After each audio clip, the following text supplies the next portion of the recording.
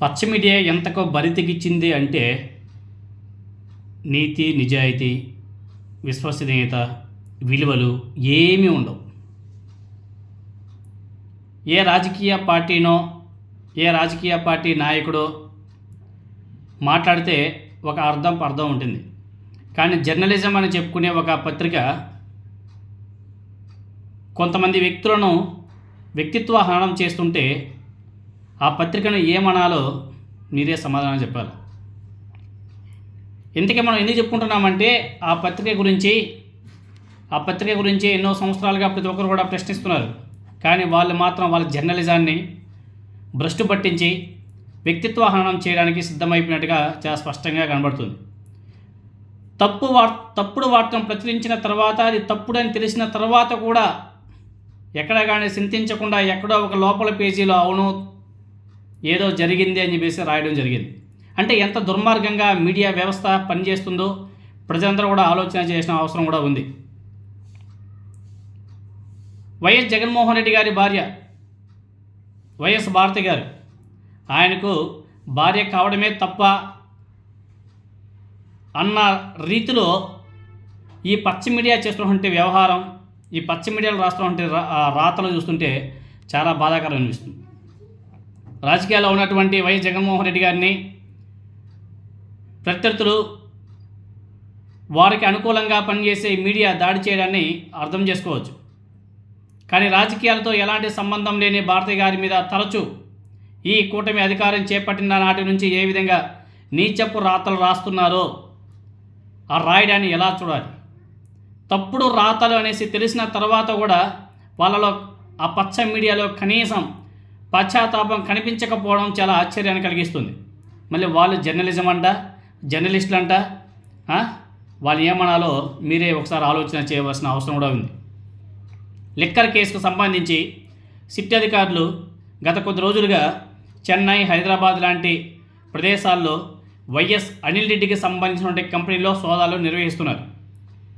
ఇందులో భాగంగా ఎప్పటికప్పుడు ప్రభుత్వ అనుకూల మీడియాకు అంటే పచ్చ మీడియాకు వివరాలు అందజేస్తూ రాజకీయంగా దెబ్బతీసే ప్రయత్నం కూడా చేస్తున్నారు ఆ మీడియా, అదేవిధంగా ఆ అధికారులు.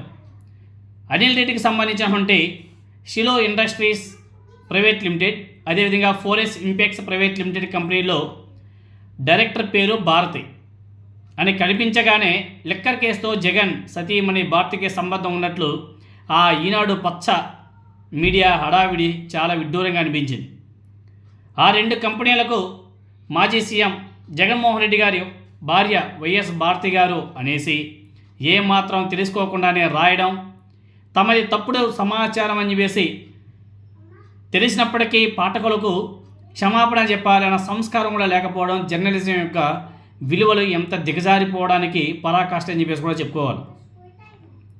అందరికీ తెలిసేలా పలానా కంపెనీలో జగన్మోహన్ రెడ్డి గారి సతీమణి భారతిరెడ్డి డైరెక్టర్ అని చెప్పేసి రాసి చూపించి కథనాలు వండి వాడ్చి ఆ మరుసటి రోజు మాత్రం ఎవరికీ తెలియకుండా లోపల పేజీలో ఎక్కడో సంబంధం లేదన్నట్టుగా ఆ వార్తల్లో ఇరికించడం ఏం జర్నలిజమో వాళ్ళకే తెలియాలి. ఆ కంపెనీలో డైరెక్టర్గా కొనసాగుతున్నటువంటి భారతిరెడ్డి మాజీ సీఎం జగన్మోహన్ రెడ్డి గారి భార్య కాదు పచ్చ మీడియానే ఒప్పుకునింది, కానీ బహిరంగంగా చెప్పలేదు. ఎక్కడో ఒక లోపల పేజీలో చిన్న సెంటెన్స్ రాశారు. ఆ భారతిరెడ్డి ఎవరంటే వైఎస్ అనిల్ రెడ్డి గారి తల్లి, జగన్మోహన్ రెడ్డి గారి పెదనాన్న జార్జి రెడ్డి భార్య భారతిరెడ్డి అని చెప్పేసి సిట్ అధికారులు ఫైనల్గా తేల్చడం కూడా జరిగింది. ఎంత దుర్మార్గంగా, ఎంత నీచంగా, ఎంత నికృష్టంగా ఈ పచ్చ మీడియా పనిచేసిందో ఒకసారి మీరందరూ కూడా ఆలోచన చేయాల్సిన అవసరం ఉండదు. అంటే భారతిరెడ్డి అని పేరు కనిపిస్తే వైఎస్ జగన్మోహన్ రెడ్డి గారి భార్యనేనా? ఎర్రసేద కట్టుకునేంత కూడా నా పిల్లమే అంటే ఎవరు కూడా ఒప్పుకోరు. అలా ఉంది ఈ పచ్చ మీడియా యొక్క వ్యవహారం. అరే ఆ కంపెనీలో డైరెక్టర్గా ఉన్నది అనిల్ రెడ్డి గారి తల్లి, జగన్మోహన్ రెడ్డి గారి పెదనాన్న జార్జి రెడ్డి గారి భార్య భారతిరెడ్డి. సిట్ అధికారులు చెప్తున్నారు, వినండి, తెలుసుకోండి. తెలుసు కానీ కప్పిపుచ్చే ప్రయత్నం, వీళ్ళ మీద నిందలు రాకుండా తప్పించుకునే ప్రయత్నం చేస్తుంది ఆ పచ్చ మీడియా. ఎవరు తెలిచారని ఆ కంపెనీలో మాజీ సీఎం జగన్మోహన్ రెడ్డి గారి సతీమణి భారతిరెడ్డి గారు డైరెక్టర్ అని చెప్పేసి రాశారు. వివరణ ఇవ్వాల్సిన బాధ్యత ఆ పచ్చ మీడియాకి లేదా? తప్పుడు సమాచారానికి క్షమాపణ చెప్పాలనే ఆలోచన పచ్చ మీడియాకి రాలేదా?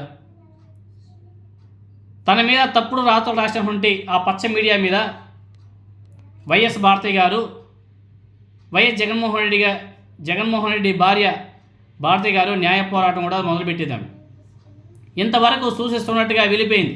ఇక్కడ నుంచి చూస్తూ ఊరుకునేది లేదని చెప్పేసి కూడా ఆమె కూడా ఇప్పుడు లీగల్గా ముందుకు వెళ్ళాలి అని చెప్పేసి ఆ పచ్చ మీడియాకు లీగల్ నోటీస్ కూడా పంపింది. బురద జల్లుతాం,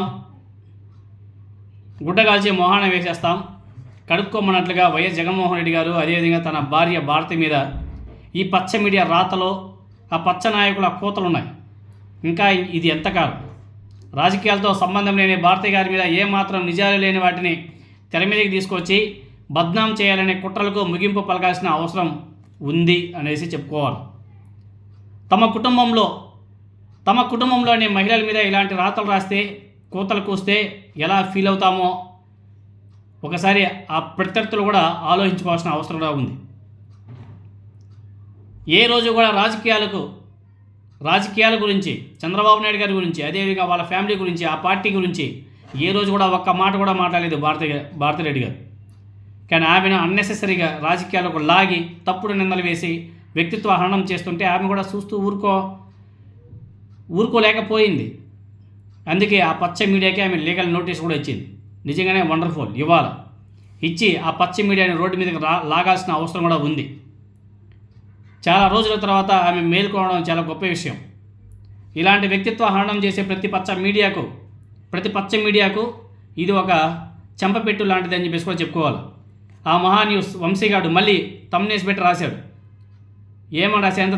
ఎంత దరిద్రంగా, ఎంత నీచంగా, ఎంత నికృష్టంగా రాశాడంటే భారతి గారి మీద లిక్కర్ కేసులో భారతిరెడ్డి అని చెప్పేసి ఏ విధంగా రాసి ఫోటోలు పెట్టి తమ్నేసి వేశారు.